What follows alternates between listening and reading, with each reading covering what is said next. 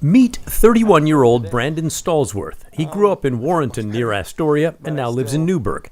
He's one of those people you hear about who figures he doesn't need a COVID shot, and he told his friends they didn't need one either.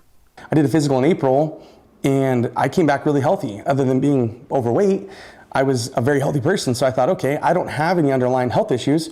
What do I need to worry about? His father, Ted Stallsworth, a Warrenton Reserve police officer there in the middle, also was not vaccinated. Brandon said he's not against vaccines, but he did not trust the way the government rolled it all out, and he worried how it would affect him in the long term. And so I was kind of just holding off, waiting, wanting to see what's going on. And like I said, I didn't know anybody that had been sick, so why get the vaccine? In late July, Brandon and his wife Debbie and their 20-month-old Mason drove to California to visit her family. On the way back, Brandon started to feel bad. 2 days later at work outside, it got real bad. He began to shiver in 90-degree heat. And I started feeling like my face was trying to melt off my skull. That's the best way I can describe it. It literally felt like my head was just trying to melt. He went to urgent care and learned he had COVID. It was embarrassment. That was the first, I'm not gonna lie, that was the first thing that hit my mind was like, oh God, I gotta face the music now. I gotta face the music with all these people that I told them that, and now I'm sick. I'm that person. I felt like it was almost karma. After telling many friends not to bother with the vaccine, the virus was now spreading inside his body. When I got home, and it was progressively getting worse. I mean, it was literally like minute by minute. Yeah, it was getting worse very quickly. 2 nights later, he couldn't stop coughing. Debbie drove him to the nearby Providence Hospital in Newburgh. They did a chest x-ray, and x-rays came back normal. Brandon shared that first x-ray with us. His lungs are supposed to look dark like that. The hospital gave him a monitoring system to use at home, allowing nurses to check his health every 4 hours.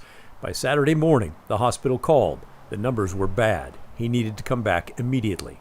Debbie, who got vaccinated even as Brandon refused, felt a mix of emotions. You're scared, you're worried, you're nervous, exhausted too because you're not getting any sleep. And then you've got the anger too because you think to yourself, like, why did you not get vaccinated?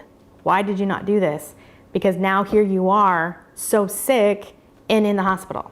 And it was not just Brandon. 5 days earlier, his father was also hospitalized with COVID and got very sick very fast. The family said we could use these pictures. In Newburgh, Brandon got a second chest x-ray. This time, it was not good. Here's the first one from 2 days earlier. This is the second. He said his doctors described all that white stuff in the lung area as the COVID infection. The COVID is like a plaster. And so it affects your lungs worse because A, you can't cough it up. It's like concrete in your lungs. And B, your lungs, from what I understood, is that they don't expand very well and they can't absorb the oxygen like they're supposed to. So that's why you have a hard time. That's why my oxygen levels are dropping so because I wasn't being able to get the oxygen to my body that I needed. As he got worse, the Newburgh Hospital transferred him to St. Vincent's in Portland in case he would need a ventilator. The reality of it all shocked him. I'll be honest, I think that was like the first time that I really got worried. I'll be honest, up to that point, even being on the oxygen stuff, I still was positive about it. That like, okay, a couple days, I'm gonna be all right. No big deal. And then when that hit, I was like, oh, dang, like this is real. Like, oh, okay, what's gonna happen next? In the end, he avoided the ventilator, just barely, and finally was strong enough to go home in early August. His father was not as fortunate.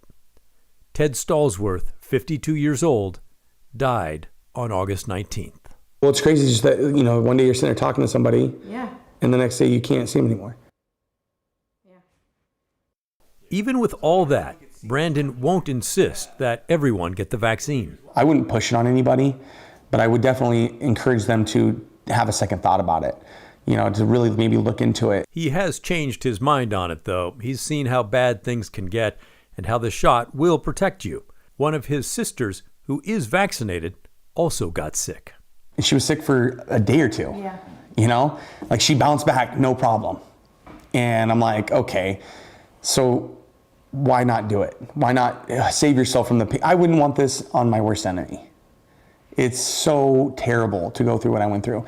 And what my father, and the rest, and it's not just, but that's the thing, it's not even just me and my father. It's the rest of the family. What everyone went through, it's terrible.